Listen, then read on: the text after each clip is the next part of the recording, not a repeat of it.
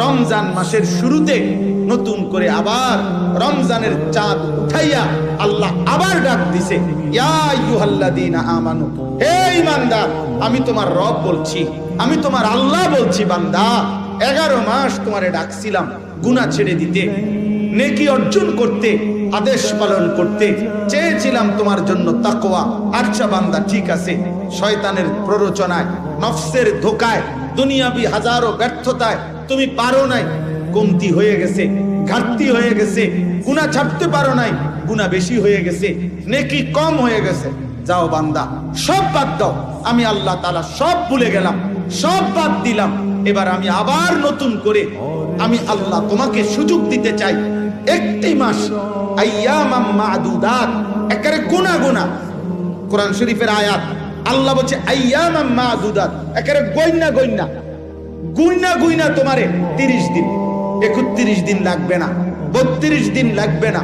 সাফ কথা বান্দা, কথা কথাই গুনবা, তুমি নিজে গুনবা 30 দিন অথবা 29 দিন, 31 হবে না, প্রয়োজনে 30-এর একদিন আগে শেষ করে দেব।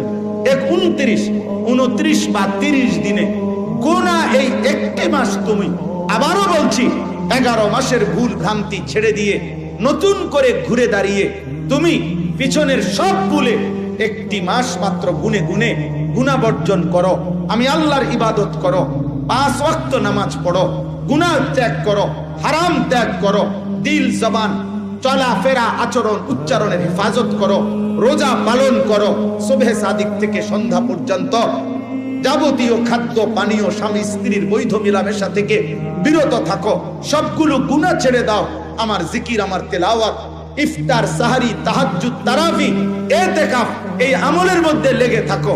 আমি আল্লাহ ওয়াদা দিলাম, ঠিক 30 দিনের দিন বা 29 দিনের দিন আমি আল্লাহ আরেকবার চাঁদ উঠাবো।